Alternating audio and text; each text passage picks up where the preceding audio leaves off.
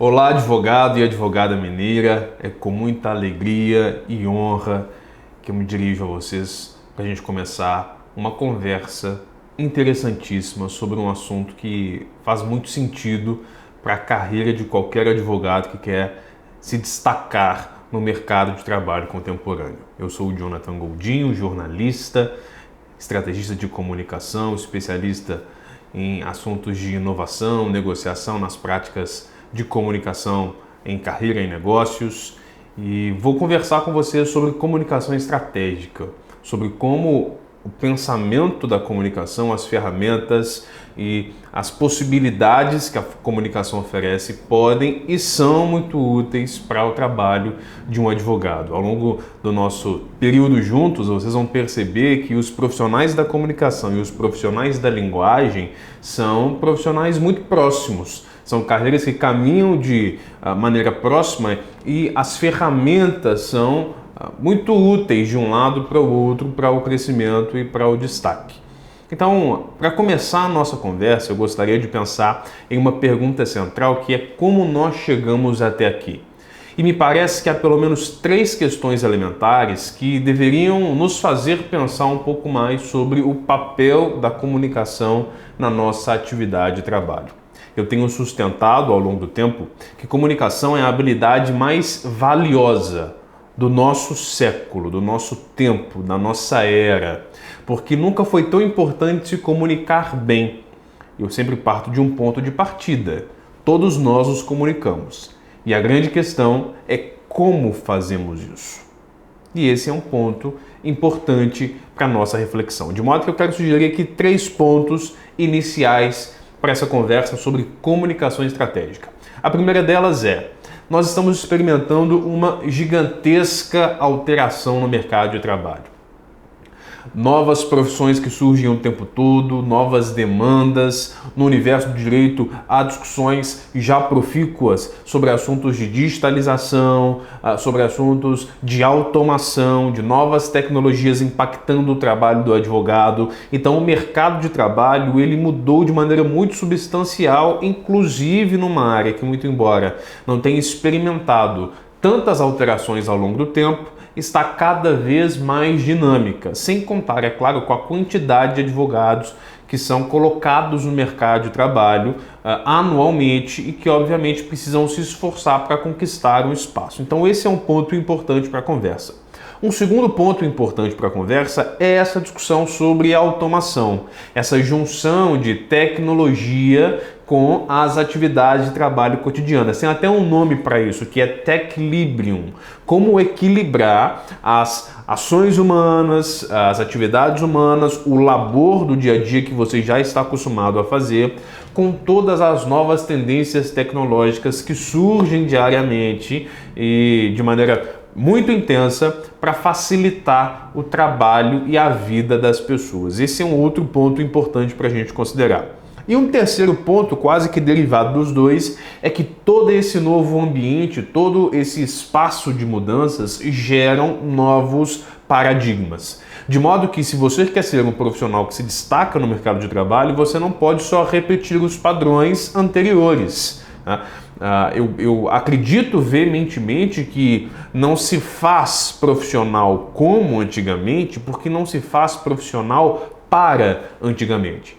Então, de fato, é importante considerar quais são as perspectivas daqui em diante para construir uma carreira que seja sólida e de destaque em meio a tantas novidades. Ou seja, aquilo que nos trouxe até aqui não é necessariamente o suficiente para nos levar adiante. Então, o que é suficiente para nos levar adiante? Nós veremos ao longo das nossas conversas sobre comunicação que esta estratégia, esta dimensão da natureza humana, que é a comunicação, pode oferecer muitos insights interessantes sobre como seguir adiante. Muito bem. Outra reflexão que eu gostaria de propor para vocês é em relação ao objeto do trabalho. A pergunta que faço a você é: qual é o objeto do seu trabalho? É muito provável que a sua resposta seja que o objeto do seu trabalho enquanto advogado é a lei ou a defesa dos cidadãos, ou direito, ou enfim, instrumentos de justiça, prestação de serviço jurídico, criação de soluções jurídicas para as pessoas, para as empresas, para a sociedade em última instância. Existem formas distintas de responder a uma pergunta como essa com que você trabalha. Mas eu gostaria que você considerasse uma informação importante. Primeiro, os dados mais consolidados do mercado dizem que 80%, eu repito, 80% do tempo que eu e você destinamos no nosso trabalho diariamente são para atividades de comunicação. Desde enviar e responder um e-mail, passando pelo cafezinho com um colega de trabalho no corredor, até as reuniões mais burocráticas e intensas, tudo isso é atividade de comunicação. Então não seria mentira dizer que você, enquanto advogado, você, enquanto advogada, são profissionais de comunicação. A comunicação é um instrumento valioso para o exercício da atividade de vocês, porque direta ou indiretamente vocês estão postos na atividade de interações mediadas o tempo inteiro. Seja respondendo um e-mail, seja atendendo a um cliente, seja despachando com um magistrado. Independentemente das pontas desse processo, vocês certamente estão passando por atividade de comunicação. Então, faz sentido supor que é inteligente melhorar a capacidade de comunicação para melhorar a sua performance e, por consequência, o seu resultado enquanto um profissional. Independentemente do estágio da carreira em que você esteja, seja um iniciante ou já um profissional consolidado no mercado, a estratégia de uma comunicação bem utilizada pode te ajudar a subir mais um degrau e a chegar no nível que você quer ou na atividade que você quer, ainda que seja uma recolocação profissional, independentemente de qual seja o seu objetivo. Um esforço consciente para melhorar a sua comunicação pode ser certamente muito útil. E aí vocês vão ver agora na tela uma matéria, um título de um artigo muito interessante que foi publicado na Forbes do Brasil, em que a escritora, a colunista chamada Ariane Abdala, ela tem uma sentença que me parece muito instigante para o nosso momento. Ela diz: todo problema é de comunicação. E o que ela argumenta? Ela argumenta que comunicação é como o conjunto das veias que leva o sangue, o oxigênio e os nutrientes de um lado para o outro nos organismos. Se há obstrução ou contaminação nessas passagens, dá problema, ruídos, mal-entendidos, chateações e prejuízos. Então, essa é uma metáfora interessante para a gente considerar, porque muito embora aqui a Ariane Abdala esteja falando sobre problemas em empresas e não necessariamente problemas da advocacia, mas é possível replicar essa estrutura para qualquer área profissional e concluir de maneira até rápida e simples que, ao fundo, todos os problemas eles vão chegar num problema de comunicação. Então, ruídos na carreira, ruídos na sua relação interpessoal com seus colegas de trabalho, ruído na sua relação interpessoal com clientes e potenciais clientes, ruído na sua relação com superiores, com magistrados, com decisores. Tudo isso tem a ver, no fundo, com problemas de comunicação, porque a comunicação é como o conjunto das veias que leva o sangue, o oxigênio, os nutrientes de um lado para o outro. E considerando essa metáfora, essa ilustração da Ariane Abdala, eu gostaria de apresentar agora para vocês algumas estatísticas de mercado que são importantes para validar o que eu estou falando sobre a importância da comunicação como uma habilidade que é desenvolvida conscientemente por cada profissional para melhorar os resultados, a performance e todo o seu planejamento de carreira. A primeira dessas estatísticas é uma estatística já muito tradicional. Ela é de 1930, ou seja, a gente já passou quase um século desde essa estatística e ela é realmente muito interessante. Talvez você conheça um autor chamado Dale Carnegie, que é um autor best-seller em todo o mundo, mas que ficou particularmente no Brasil, muito popular pelo livro Como Fazer Amigos e Influenciar Pessoas, que é um clássico desde a sua publicação. O Dale Carnegie fundou, lá na primeira metade do século passado, uma instituição de pesquisa chamada Carnegie Foundation. E a Carnegie Foundation tinha como orientação pesquisar temas de mercado e quais as habilidades importantes para o profissional do futuro, que é um tema que nunca vai sair de moda por razões óbvias. E uma dessas pesquisas, lá de 1930, uma pesquisa clássica que inclusive está registrada no livro Como Fazer Amigos e Influenciar Pessoas, diz sobre um dado muito importante para nós. O que aquela pesquisa acadêmica com método identificou é que de todos os pesquisados naquele extrato, somente 15% devia ao seu sucesso profissional a habilidades técnicas. Ou seja, se você considerar um profissional de alto padrão, um profissional de referência, 15% do sucesso que aquele profissional tem está relacionada à sua capacidade técnica, ou seja, ao quanto ele domina o aparato técnico da sua profissão, ao quanto você domina, por exemplo, as questões técnicas, normativas da área do direito ao qual você se especializou. Esse é um raciocínio. Então, 15% do seu sucesso depende dessa habilidade. Mas 85% do sucesso de um profissional, nesta pesquisa de 1930, estava relacionada a competências de personalidade e relacionamento. Ou, para ser mais até preciso com algumas das colocações de Dale Carnegie, a competências de comunicação e liderança.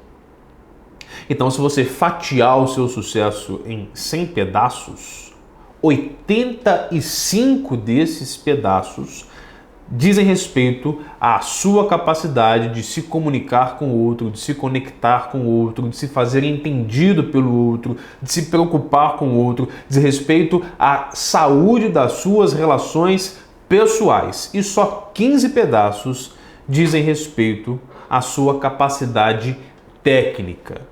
Este dado de 1930, quando ainda não havia banda larga, 4G, 5G, smartphone, quando ainda não havia e-mail, quando as comunicações eram feitas por cartas, memorando, jornais morais e coisas do tipo. Desde ali já se havia a clareza da importância da comunicação como uma competência decisiva para o sucesso de um profissional. Agora, se a gente der um salto no tempo e vir para o nosso século, mais precisamente para 2019, houve uma pesquisa feita no Brasil muito curiosa por uma consultoria de futuro do trabalho chamada Nexialistas. Nexialista é o nome que se dá para os profissionais que não são nem generalistas nem especialistas. Esse é um raciocínio importante, inclusive. A gente margeou por muito tempo ou ser um generalista ou ser um especialista. E cada vez mais nessa sociedade que nós experimentamos, no mundo que era VUCA e que agora é BANI, talvez você conheça essas expressões, cada vez mais há um papel e um lugar importante para o nexialista, que é aquele sujeito que ele tem a profundidade de um especialista, por exemplo, mas tem a abrangência de um generalista. Então, essa ideia é a ideia que dá força a esta consultoria chamada Nexialistas, que fez uma pesquisa em 2019 com CEOs no Brasil, só com CEOs. Na verdade, não só CEOs, mas com executivos C-level, como se diz em inglês, né? Executivos ali de uma posição gerencial mais alta. E essa pesquisa tentava entender quais eram as qualidades, as atribuições, as competências que esses executivos de nível C, eles procuravam nos seus colaboradores. Então, se um CEO de uma empresa for contratar hoje um colaborador, um trainee, para ficar sob a supervisão dele, quais competências ele buscaria? E essa pesquisa curiosíssima nos deu uma informação relevante que combina, inclusive, com a informação lá de 1930. é que as competências de natureza interpessoal nunca foram tão valorizadas. E nessa pesquisa em especial, comunicação apareceu como a segunda competência mais relevante e necessária entre as citadas. Só perdeu para empatia, que é uma palavra quase mágica do nosso tempo, muito embora muita gente não a compreenda perfeitamente, mas ali pareado com empatia estava a comunicação como uma habilidade relevante e necessária para o desenvolvimento, para o sucesso de um profissional, inclusive para a decisão de um gestor na contratação, muito mais que as capacidades técnicas. Houve um CEO, inclusive, que disse que ele buscava colaboradores com valores sanitários, quase. Ele diz competências quase sanitárias, que é aquele sujeito que lava a mão depois que vai ao banheiro. E o que ele estava querendo dizer com isso? Que o que ele estava buscando não era nem tanto as capacidades técnicas, mas era a capacidade daquela pessoa se relacionar com as outras. Porque esse é o ponto de partida para qualquer relação de sucesso e para qualquer carreira bem construída, a sua capacidade de se relacionar com a outra pessoa, especialmente numa área que demanda relacionamento o tempo inteiro, como a advocacia. Então essa é uma estatística importante. E eu dou mais um pequeno salto no tempo agora para outubro de 2020, quando o Fórum Econômico Mundial publicou mais um relatório do futuro do trabalho, indicando 10 habilidades que, desde agora até 2025, serão certamente as mais valorizadas no mercado. E das 10 habilidades mais destacadas pelo Fórum Econômico Mundial, pelo menos 7 delas são eminentemente de caráter humano. E eu a cito aqui, você pode acompanhar na sua tela.